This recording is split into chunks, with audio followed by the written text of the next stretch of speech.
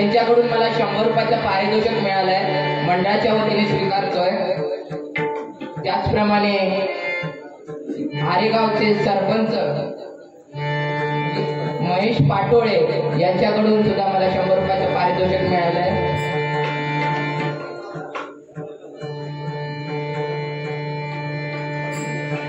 त्याचप्रमाणे योगेश लाडबुवा यांच्याकडून सुद्धा मला 100 रुपयाचं पारितोषिक मिळालेलं आहे।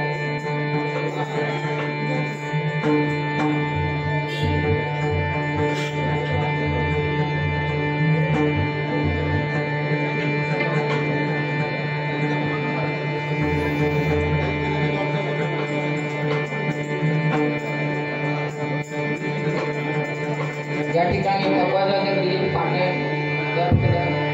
दिलीप पाटकर या ठिकाणी आणि त्याचप्रमाणे सुशांत जोईलुवा या ठिकाणी उपस्थित आहेत।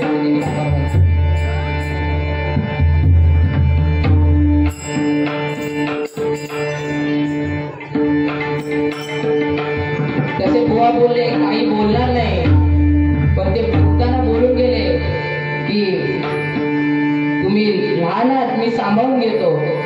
तसे इथे लहान कोणी नाही, कारण लहान असला तर त्यांनी समजून घ्यायला पाहिजे, आणि जर कोणी मोठा असला तर त्यांनी माफ करायला शिकलं पाहिजे। एवढं मात्र आपण केलं पाहिजे। आणि बुवा बोलता बोलता बोलून गेले की या ठिकाणी माझ्या गावातील सर्व भजन श्रोते या ठिकाणी उपस्थित आहेत, पण त्यांना सांगतो मी की माझं पंजवळ हे आर्य आहे, त्यामुळे ते आर्य गावातले असले तरी ते माझेच भजन श्रोते आहेत, हे मात्र लक्षात ठेवा। माझ्या गावातील सुद्धा भरपूर जण इथे उपस्थित आहेत। हॅलो,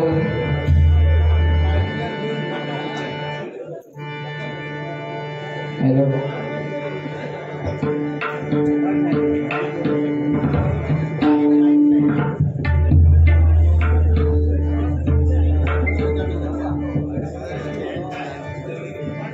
हॅलो, हॅलो,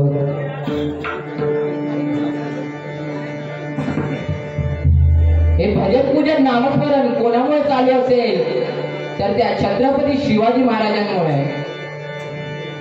या महाराष्ट्राची शान म्हणून ज्यांना ओळखलं जातं ते आपल्या छत्रपती शिवाजी महाराजांसाठी एक गीत गातो।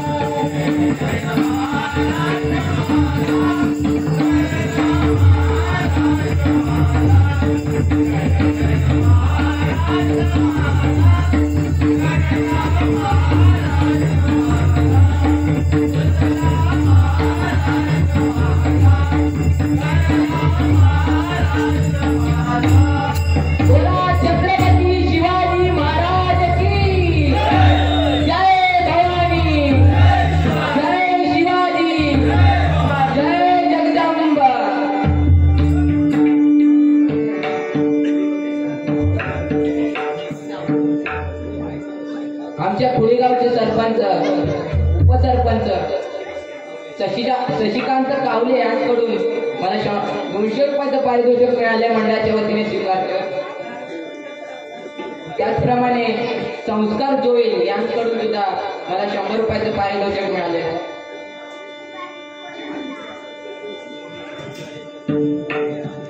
त्याचप्रमाणे विघ्नेश भडसाळे यांच्याकडून सुद्धा मला 200 रुपयाचं पारितोषिक मिळालेलं आहे. त्याचप्रमाणे माझी बहीण वैष्णवीताई यांच्याकडून सुद्धा 200 रुपयाचं पारितोषिक मिळाले मंडळाच्या वतीने स्वीकारतोय. या सर्वांसाठी एकदा जोरदार टाळ्या होऊन जाऊ द्या.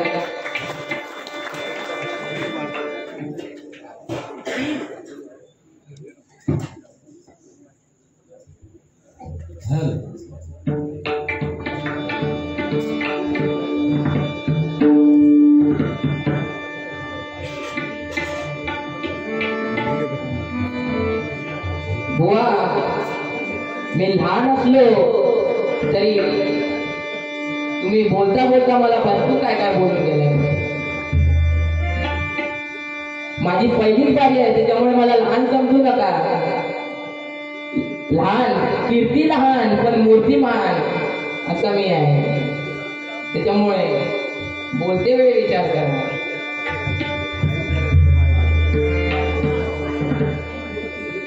छत्रपती शिवाजी महाराज यांनी आपल्या महाराष्ट्राला आपल्या मराठी माणसाची ख्याती मोठी केलेली आहे.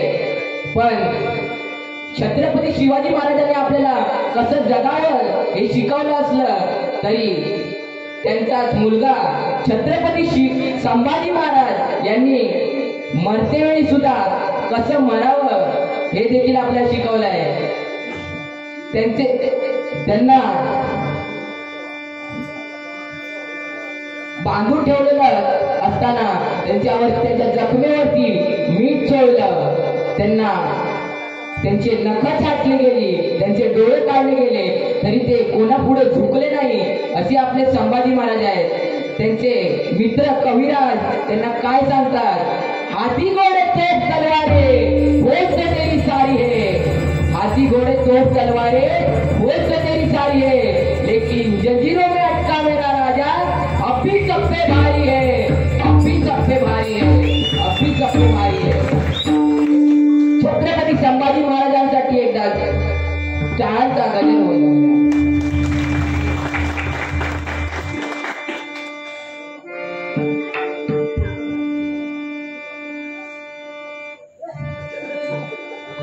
माणसाला राग हा भरपूर येत असतो. माणसाने जीवनामध्ये आनंदी राहायला शिकलं पाहिजे. बघा, ज्यावेळेस कृष्णाचा जन्म झाला तेव्हा त्यांना आपल्या वडिलांची माया सुद्धा भेटली नाही. त्यांना ते सोडून गोकुळामध्ये जावं लागलं. तिथे लहानाचे मोठे होत होते तर ते गोकुळ सुद्धा सोडून त्यांना वृंदावनात जावं लागलं. वृंदावनात राधा भेटली, तिला सुद्धा सोडून ते मथुरेत गेले. शेवटी त्यांनी द्वारका उभी केली. शेवटी द्वारका देखील सुद्धा त्यांची पाण्यात बुडाली, बासुरी सुद्धा त्यांची गेली. आता जगण्याला अर्थ काय? पण तरी तुम्ही कधी कृष्णाला रडताना बघितलंय? कृष्ण हसतो, खेळतो, नाचतो, गातो, तो जगण्याचा उत्सव मनवतो. कारण जीवनात हे दुःख येणारच आहे, म्हणून ते दुःख घेऊन बसत राहायचं असं नाही ना. माणसाने आनंदी राहायला जगायला शिकलं पाहिजे. जीवनातील छोटा छोटा क्षण एकत्र जगून त्यातून आनंद कसा मिळतो हा माणसाने बघितला पाहिजे. ज्यावेळेस राम वनवासाला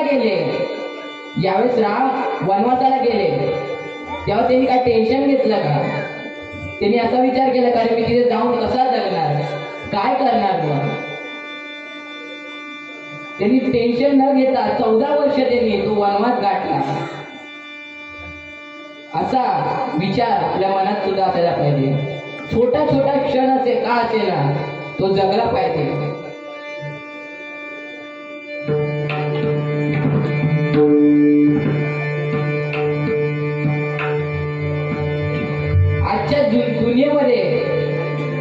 त्या माणसाचा भरोसा राहिलेला नाही.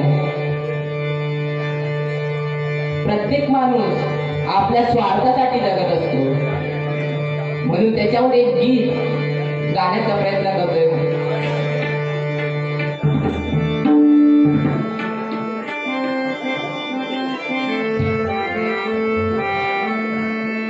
तुझा ना भरोसा न माझा भरोसा, जग हे कुणाचे सांग भल्या माणसा. असो तुल माती आणि मीठ भाकर, नाम हरीचे मुखी गोड साखर. सोडून दे धनाच्या तू लालसा, जग हे कुणाचे सांग भल्या माणसा. कधी लागे कधी लागेल,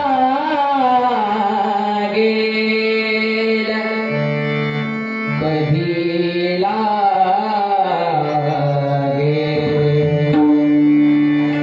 कधी लागेल रे बेटा तुला. कधी लागेल रे बेटा तुला.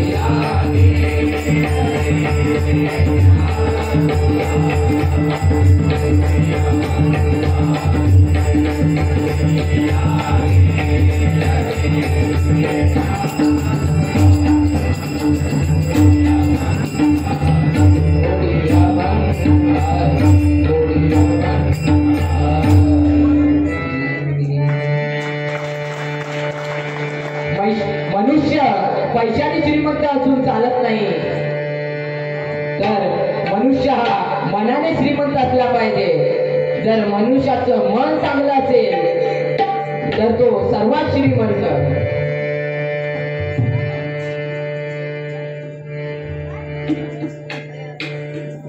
माझ्या बाजूला बसलेले नाना राणे यांचे मी मनपूर्वक आभार मानतो.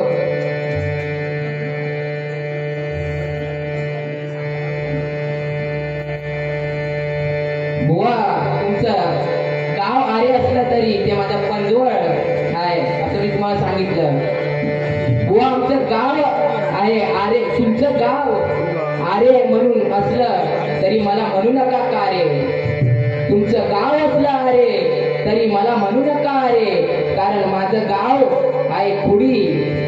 मी भजन करतो रसिकांची ओळखून नाडी, रसिकांची ओळखून नाडी.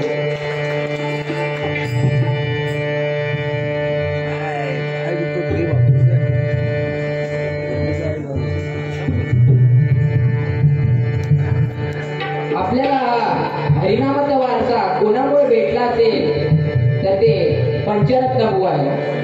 प्रत्येक बुवानी आपल्या भजनातून त्या पंचरत्नांची आठवण नेहमी केली पाहिजे, कारण कारण त्या पंचरत्नांमुळेच त्या भजनाचा वारसा आपल्याला लाभलेला आहे. त्या पंचरत्नाची आठवण देखील मी करतोय.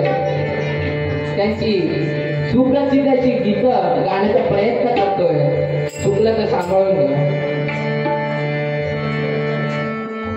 पंचरत्नातील पहिलं रत्न म्हणजे सुप्रसिद्ध भजन सम्राट कोकण कलाभूषण चंद्रकांत कदम.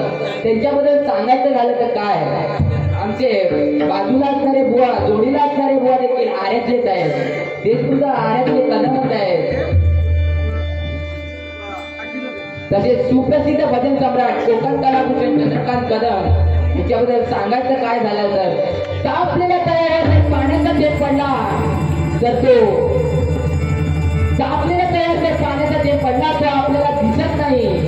तो थेंब कमळाच्या पाकळ्यावर पडला तर तो आपल्याला शोभून दिसतो.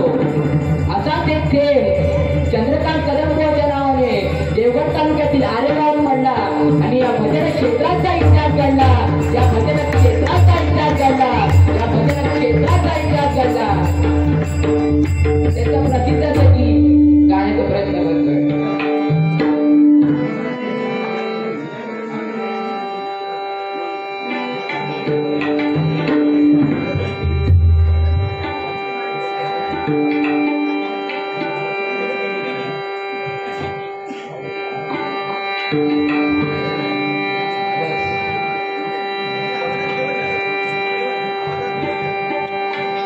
हॅलो हॅलो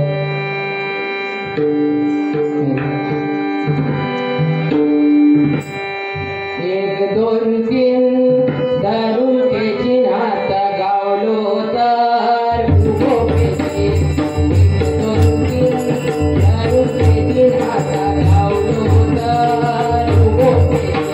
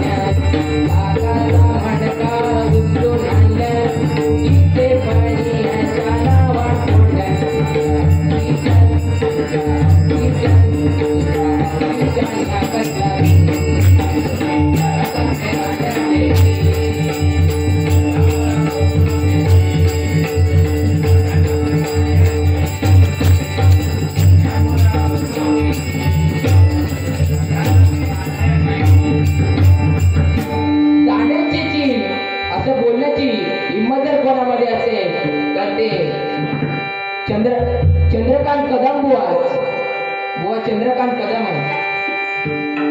पंचरत्नातील दुसरं रत्न म्हणजे कठीण रागातून आणि कठीण तालातून कसं गावं हे ज्यांनी आपल्याला शिकवलं ते म्हणजे सुप्रसिद्ध भजन सम्राट परशुराम पांचाळ बुवा.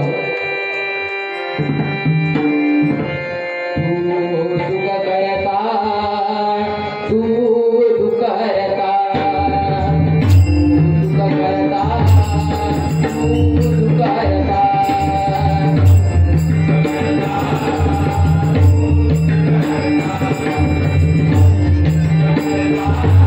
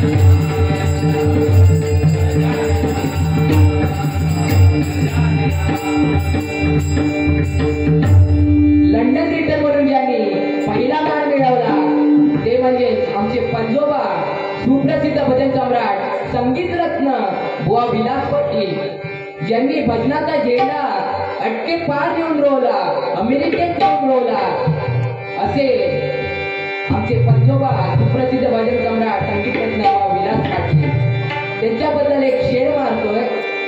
कोकणात हे रत्नजन्मले वाटे आम्हा अभिमान, कोकणात हे रत्नजन्मले वाटे आम्हा अभिमान, तुला कोविला शिरपेटाचा पुरस्कार मिळाला संगीत रत्न असे विलास पाटील बुवा मान. आम्हा भजन रसिकांचा दिवशी प्राण, आम्हा भजन रसिकांचा दिवशी प्राण. त्यांचे प्रसिद्ध गीत गातोय. पंढरीच्या वाळवंटात खेळ क्रिकेटचा मांडीला, पंढरीच्या वाळवंटात खेळ क्रिकेटचा मांडीला, पंढरीच्या वाळवंटात खेळ क्रिकेटचा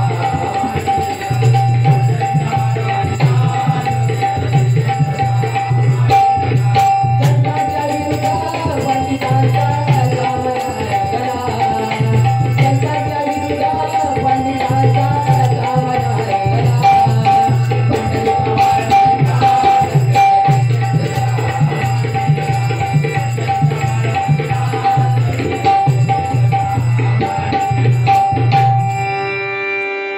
पंचरत्नातील चौथं रत्न म्हणजे सुप्रसिद्ध भजन सम्राट काशीराम परब बुवा. मालवणी माणसा मुंबई किलास तरी, मालवणी बोला तुला जानको, मालवणी माणसा मुंबई किलास तरी, मालवणी बोला तुला जानको.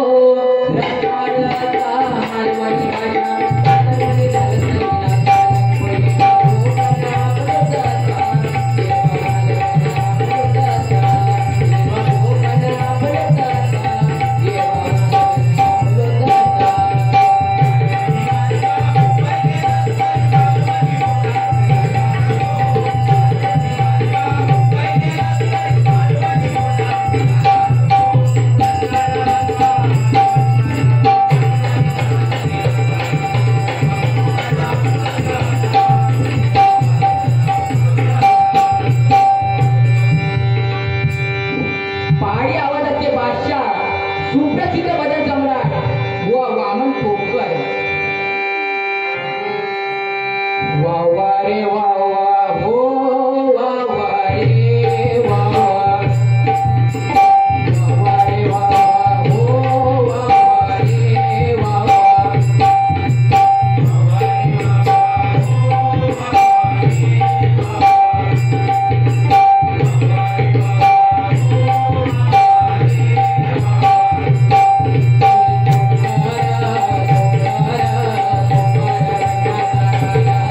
रे वावा.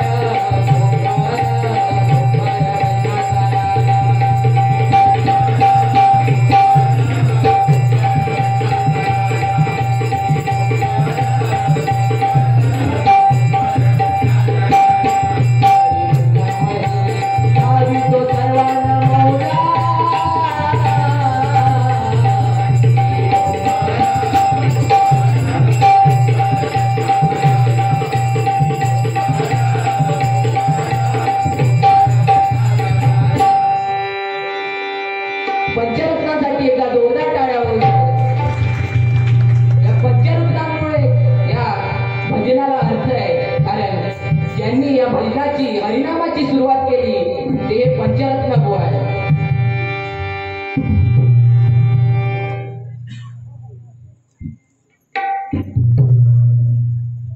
या ठिकाणी माझी आते पूजा परब आणि भाऊजी काका आमचे मोहन परब यांच्याकडून 200 रुपयाचे पारितोषिक आले. मंडळाच्या वतीने स्वीकारतो.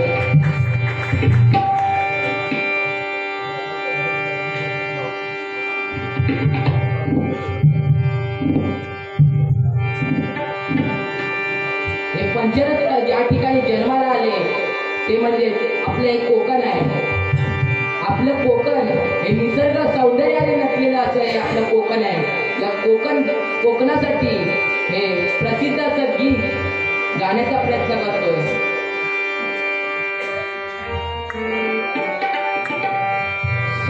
स्वर्गापेक्षा सुंदर आता स्वर्गापेक्षा सुंदर आता कोकण स्वर्गापेक्षा सुंदर आता कोकण तुम्ही येऊन बघून जावा प्रसन्न होता तुमचा प्रसन्न होता तुम्ही येऊन बघा आणि बघून जावा प्रसन्न होता तुमचा प्रसन्न होता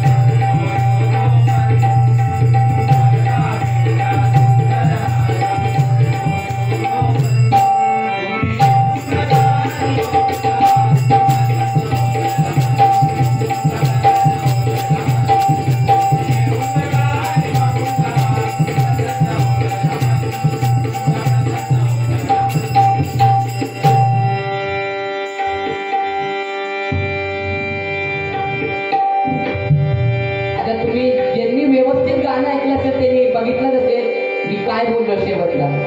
कोकणात आमच्या दशावतार डबल बारी फेमस. आता बघताय की तुम्ही डबल बारी बघताच आहे. दशावतार म्हणजे काय सांगायचं. दशावतारावरती आता पिक्चर सुद्धा आलाय. दशावतारावरती आता नवीन पिक्चर सुद्धा आलाय. त्या पिक्चर मधील एक गाणं सादर करण्याचा प्रयत्न करतो.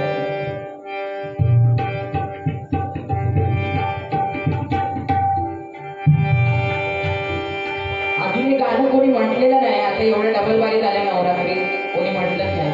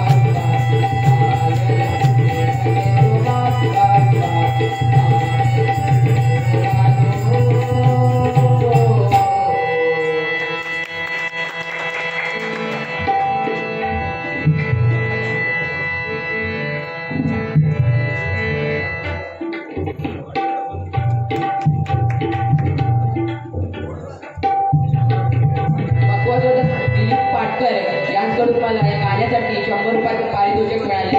मंडळाच्या वतीने स्वीकार कर.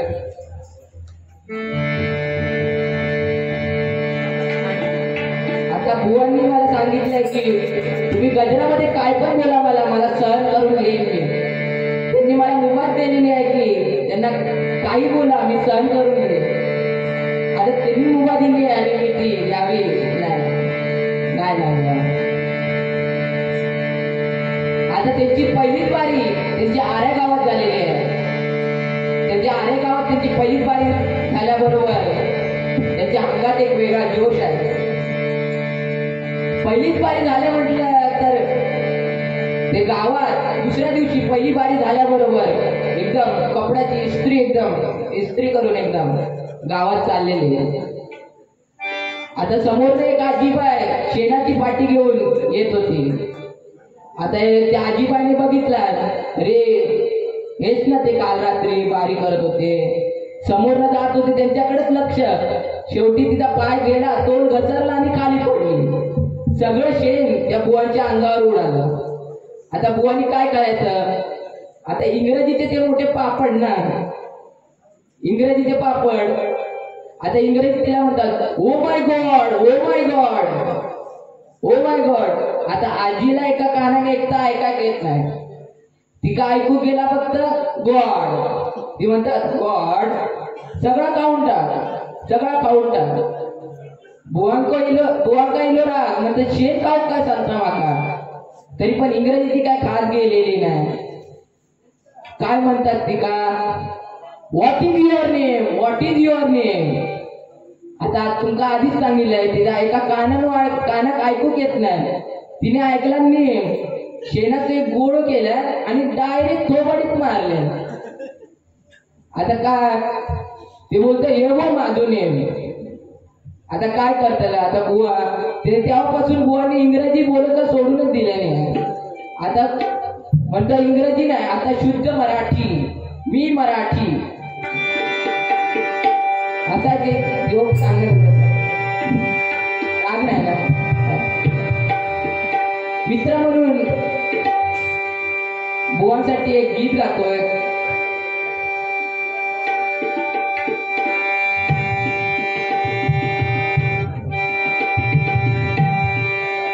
जीवनात मित्र कसा असावा, जर आपल्या मित्रामध्ये जर हे 3 गुण असतील ना तर त्याला कधी तुम्ही सोडून जाऊ नका.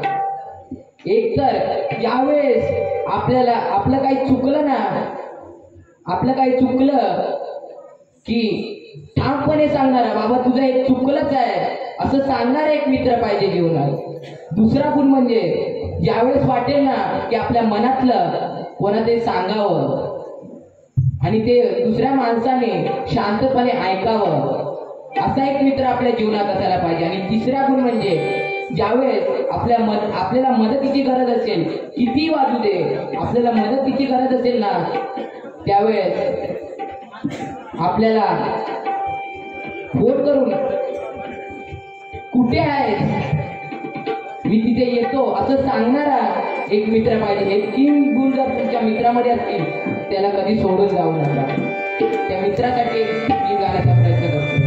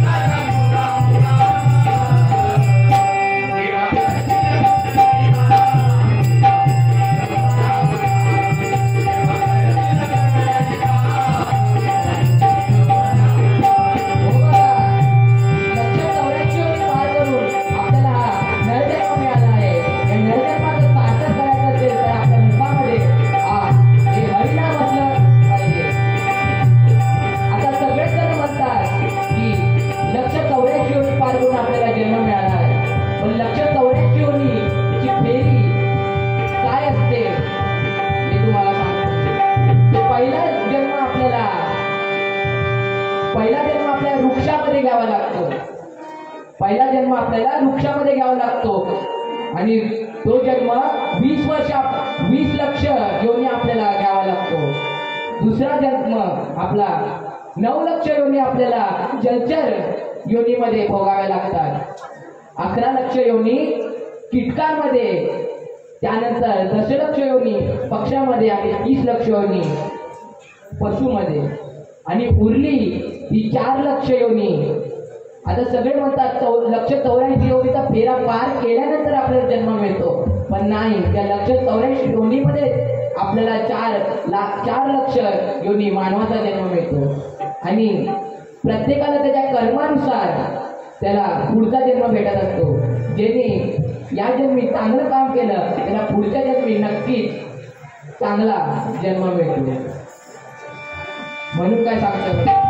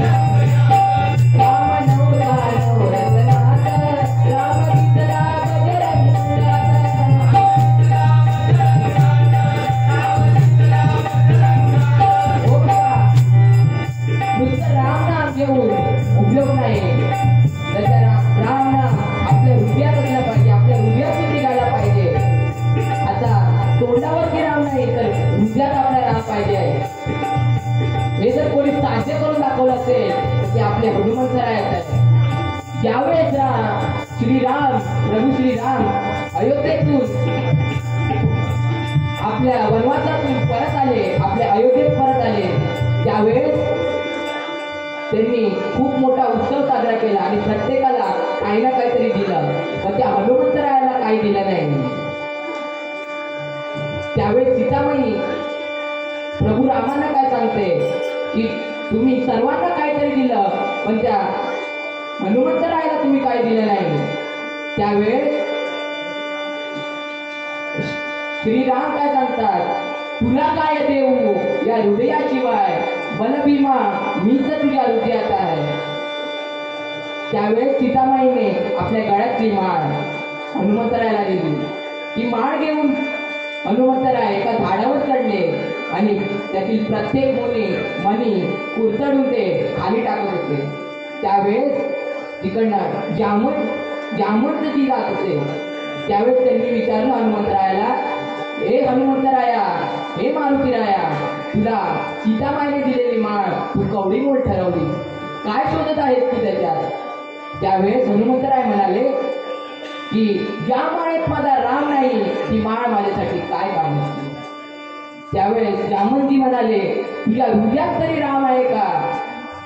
हनुमंतरायाने हे ऐकताच झाडावर टुंकन उडी मारली आणि आपली छाती पाडून राम आणि सीतेचं दर्शन घडून आणलं। आता कोण माणूस आपल्या छाती पाडून तर राम आणि सीतेचं दर्शन तर नाही घडून आणू शकत, पण आपल्या हृदयात नेहमी रामाचं नाम असलं पाहिजे। एकदा असाच एक दारू पिणारा माणूस मंदिरात पाया पडायला गेला। एक दारूच्या धुंदीत त्याला काही सुधरत नव्हतं, तो काय हिंदी काय इंग्रजी सगळं मिक्स करून बोलत होता आणि जाताना त्याला मंदिर भेटलं। असंच एक मंदिर होतं, त्या मंदिरात तो पाया पडायला जात होता। त्यावेळेस तिथे बसलेला पुजारी त्यांनी त्याला थांबवलं आणि म्हणाला, तू एवढी दारू पिऊन मंदिरात जाऊ शकत नाही, मंदिराला तू अशुभ करत आहे। त्यावेळेस तो दारुडा म्हणाला की तुम्ही जर तो हिंदी मध्ये बोलत होता कि तुमने अगर मेरे एक सवाल का तुमने जवाब दिया तो मुझे तुम्हें अंदर भेजना ही पडेगा। तेव्हा तो पुजारी एकदम शिकलेला होता, त्यामुळे तो म्हणाला विचार, कोणताही प्रश्न मला विचार, मला त्याचं उत्तर आहे। त्यावेळेस तो म्हणाला इस दुनिया में सबसे बड़ा कौन, इस दुनिया में सबसे बड़ा कौन। तेव्हा तो पुजारी म्हणाला इस दुनिया में मंदिर बड़ा, मंदिर बड़ा तो धरती पे क्यों खड़ा। तो भाई धरती बड़ी तो शेषनाग के ऊपर क्यों खड़ी। तो भाई शेषनाग जी बड़े तो शिव जी के गले में क्यों पड़े। तेव्हा तो पुजारी म्हणतो कंटाळून, अरे बाबा शिवजी बड़े तो पर्वत पे क्यों खड़े। तो भाई पर्वत बड़ा तो हनुमान के उंगली पे क्यों खड़ा। तेव्हा पुजारीला भरपूर राग आला, बोलतो तो भाई तेरा ना मेरा हनुमान जी बड़े। अरे भाई हनुमान जी बड़े तो राम जी के चरणों में क्यों पड़े। अरे भाई राम जी बड़े तो रावण के पीछे क्यों पड़े। तर त्या पुजारीला राग आला, तो म्हणतो तू सांग बघू इस दुनिया में सबसे बड़ा कौन। त्यावेळेस तो म्हणतो इस दुनिया में वो बड़ा जो 2 बॉटल खाली करके भी अपने दोनों पैरों पे खड़ा, वो इस दुनिया में सबसे बड़ा।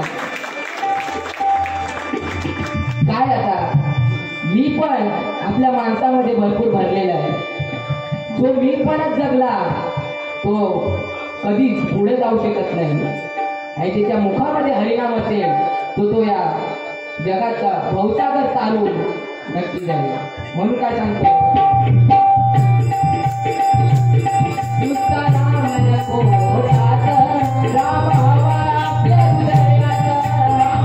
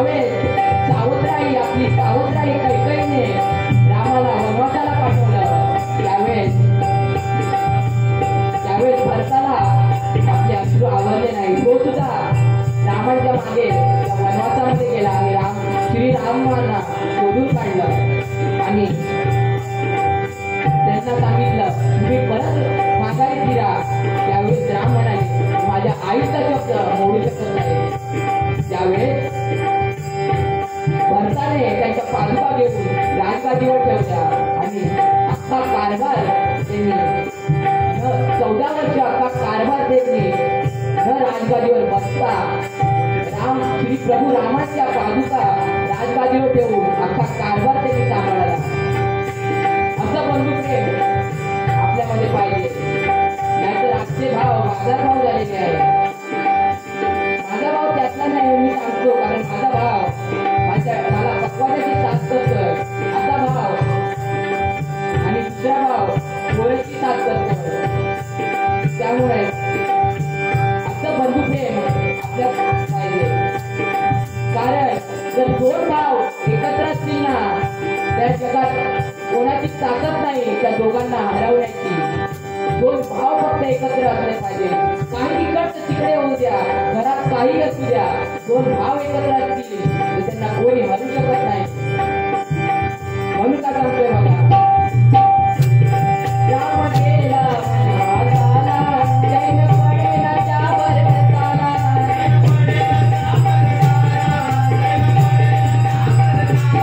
माझ्या गाडीवर मारू बंधुया, गावाला बंधू रे मला.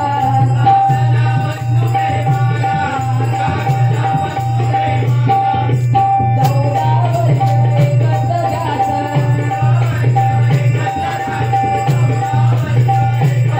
माझा तिथे कधी राम, माझा तिथे कधी राम. देवा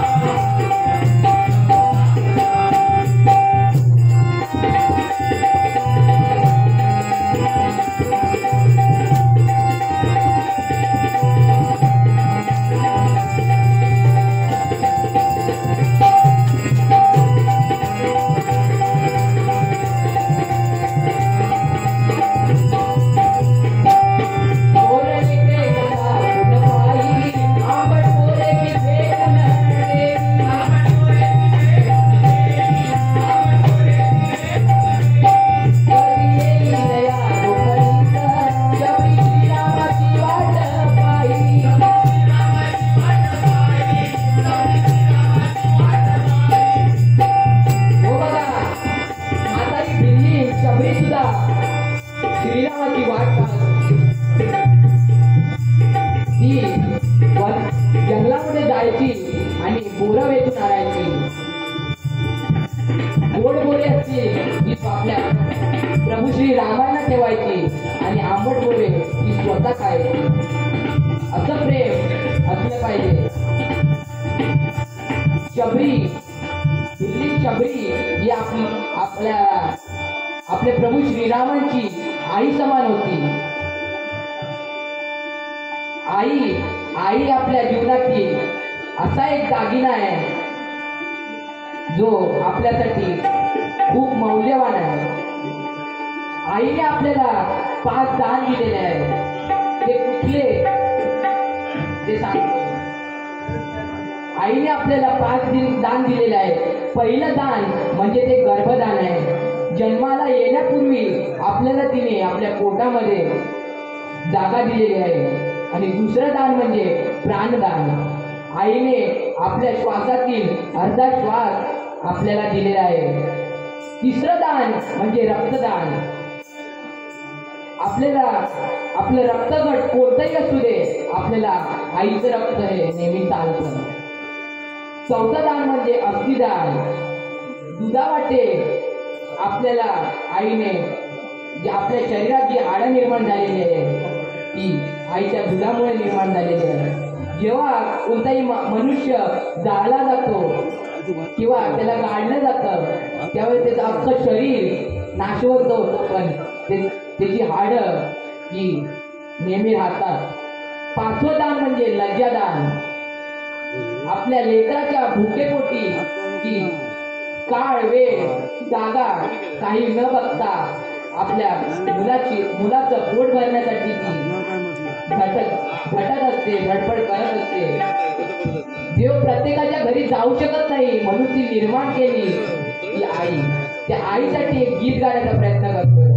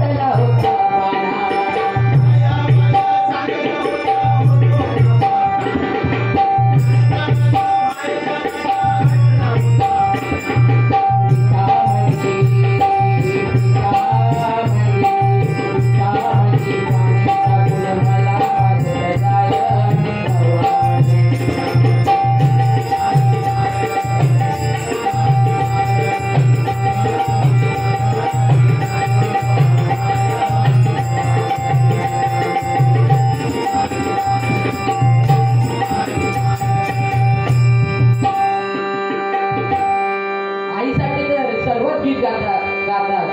कारण आईने आपल्याला जन्म दिलेला असतो, म्हणून आई आपल्याला जवळची वाटते. पण बाप देखील तेवढाच आपल्या जवळचा असतो. तो समोर दाखवत नाही, तो मागणं सगळं करत असतो. आपल्याला सर्व काही देत असतो. आपल्या इच्छा जो पुरवतो तो आपला वडीलच असतो. त्या बापासाठी सुद्धा एक गीत गाण्याचा प्रयत्न करतो. बाप स्वाभिमानी बाळा त्याचा खरं म्हणा, त्याच्या काळजात सुद्धा लाजाळूची संवेदना, लाजाळूची संवेदना.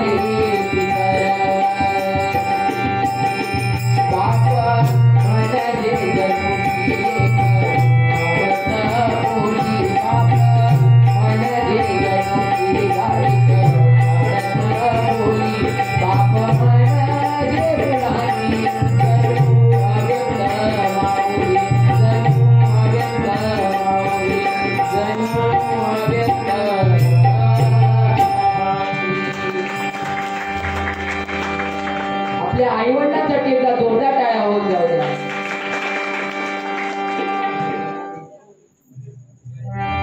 माझा दादा भरभर पुत्रूल यांकडून 200 रुपयाचं पारितोषिक आलंय. मंडळाच्या वतीने स्वीकार कर. बाप म्हणजे काय हे थोडक्यात सांगायचं झालं तर, बाप म्हणजे जगण्याचा माप आहे, पाठीवरची थाप आहे. कधी रागवला तरी त्याची माया माप आहे. बाप म्हणजे ध्येयाकडे नेणारी शिडी आहे, संकट पार करणारी घोडी आहे. कधी तिकट वागलो तरी आयुष्यभराची गोडी आहे. बाप म्हणजे शिस्तबद्ध धाक आहे, लग्न आपोआप आहे. आयुष्यभराच्या समुद्रात दीपस्तंभाची धाक आहे. म्हणजेच तो आपला बाप आहे, म्हणजेच तो आपला बाप. जो वडिलांच्या कष्टाची कदर करतो तो आयुष्यात कधी गरीब राहू शकत नाही. जो आईच्या मायेची कदर करतो तो कधी कम नशिबी राहू शकत नाही. जो भावाची कदर करतो तो कधी एकटा पडू शकत नाही. जो बहिणीची कदर करतो तो कधी चारित्र्यहीन होऊ शकत नाही. आणि जो आपल्या गुरुची कदर करतो त्यासारखा सुदैवी या जगात दुसरा कोणी नाही. या जगात दुसरा कोणी नाही. या जगात दुसरा कोणी नाही.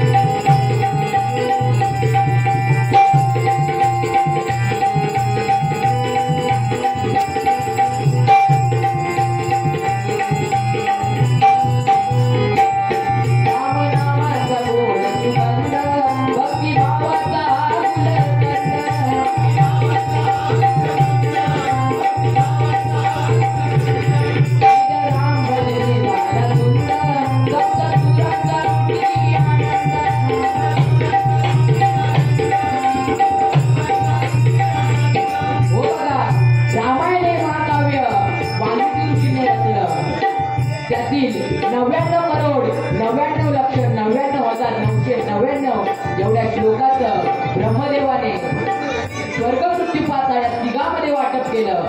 प्रत्येकाच्या वाट्याला आली 33 करोड 33 लक्ष 33,333 आणि त्यामध्ये एक ग्रंथ शिल्लक राहिला, तो म्हणजे अनुष्टुप ग्रंथ. त्या अनुष्टुप ग्रंथामध्ये देखील 32 अक्षर होती. ती 32 अक्षर सुद्धा ब्रह्मदेवाने तिघात वाटप केली. प्रत्येकाच्या वाट्याला आली 10 10 आणि 10 आणि उरली ती 2 अक्षर म्हणजे रा आणि म. ज्यावेळेस समुद्र मंथन झालं त्यावेळेस त्यातून 14 रत्न बाहेर पडली आणि त्या 14 रत्नांपैकी हलाहल हे विष देखील बाहेर पडलं.